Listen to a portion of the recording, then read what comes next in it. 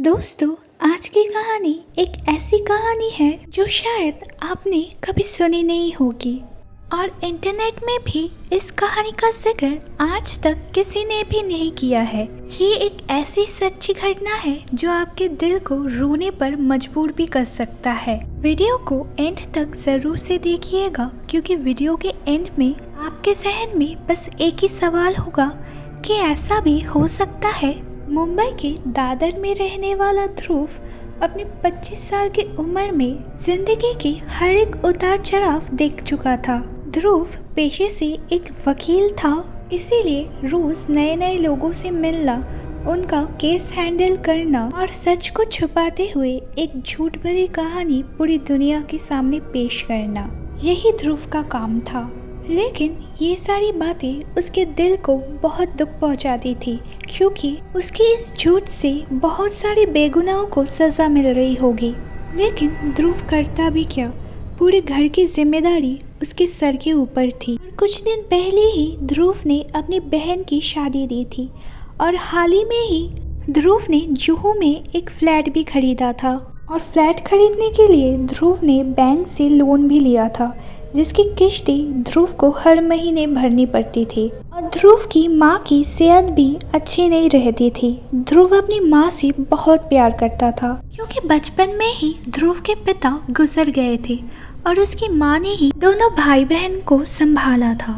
इन सारी बातों को याद करते हुए ध्रुव का दिल बार बार दुखी हो जाता है। लेकिन एक खुशी थी ध्रुव की जिंदगी में जो इन सारे दुखों को दूर कर देती थी और वो थी दिया, ध्रुव का प्यार। दिया को देख के, उससे बातें करके ध्रुव के चेहरे में एक मुस्कुराहट छाती थी। और इसके अलावा एक चीज़ और थी जो ध्रुव को खुशी देती थी और वो है पेंटिंग। ध्रुव को बचपन से ही पेंटिंग करने का बहुत शौक था, लेकिन अभी ध्रुव को पेंटिंग करने का समय ही नहीं मिलता।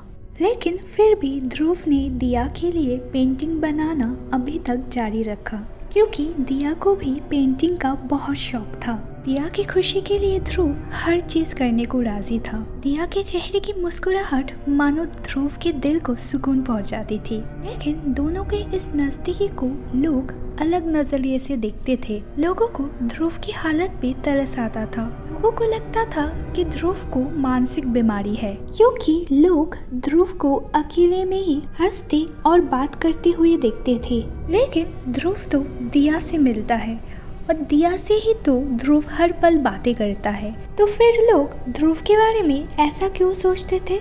असल में ध्रुव दिया से नहीं बल्कि उसकी आत्मा से बात करता था क्योंकि आज से ठीक 2 साल पहले ही दिया की मौत हो चुकी है और ध्रुव जिसे हर संडे मिलने जाता था वो दिया नहीं बल्कि उसकी आत्मा है।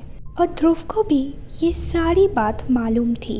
आज से ठीक 2 साल पहले 13 जून को दिया का बर्थडे था।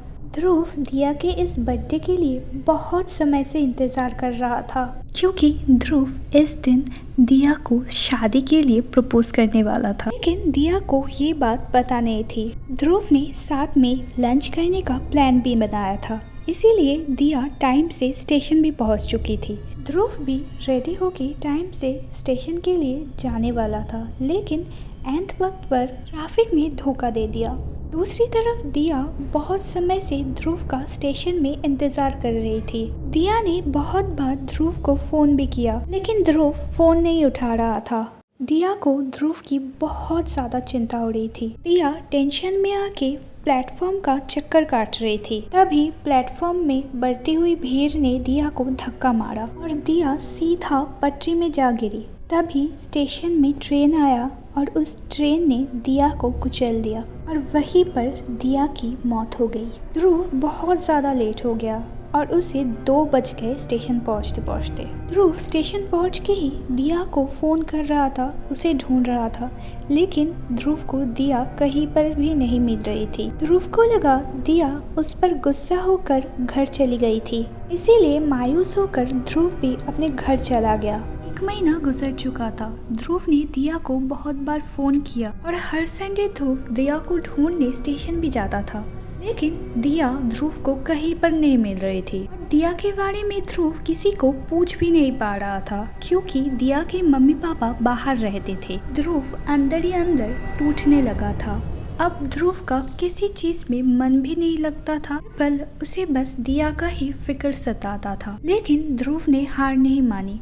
हर संडे ध्रुव दिया को ढूंढने स्टेशन जाता था। हर संडे की तरह ही 22 अक्टूबर ध्रुव दिया को ढूंढने अंधेरी स्टेशन गया था। लेकिन इस बार ध्रुव अपनी पूरी उम्मीद हार चुका था, इसलिए स्टेशन में थोड़ी देर बैठने के बाद ध्रुव अपने घर जा रहा था। ठीक उसी पल दिया ने ध्रुव को आवाज दी।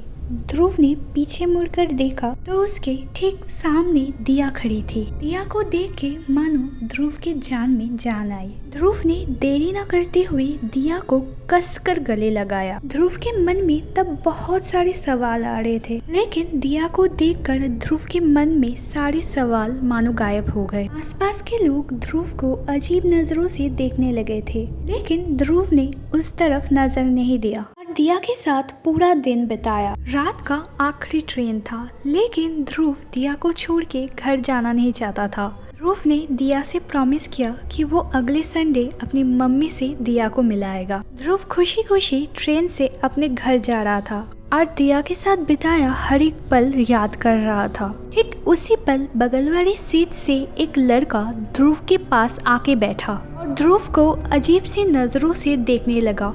कुछ देर बाद उस लड़के ने हिम्मत करके ध्रुव से पूछा कि भैया आपकी तबीयत ठीक है ना? ध्रुव ने भी उसके सवाल का जवाब दिया, हाँ लेकिन क्यों? उस लड़के ने कहा कि नहीं, मैं आज सुबह से आपको देख रहा हूँ कि आप हवा से बात कर रहे हो और हवा को ही गले लगा रहे हो, इसीलिए पूछा।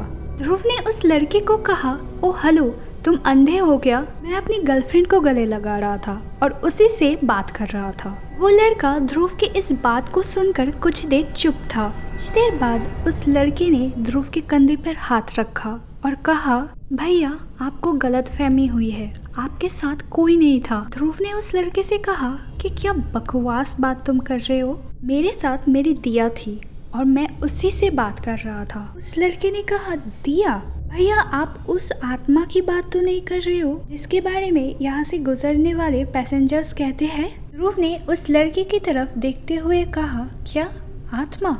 उस लड़के ने कहा, हाँ भैया, आज से ठीक 3 या 3.5 महीने पहले एक लड़की इसी स्टेशन पर ट्रेन एक्सीडेंट की वजह से मर गई और तब से ही लोग इसी छलावे को देखने का दावा करते हैं।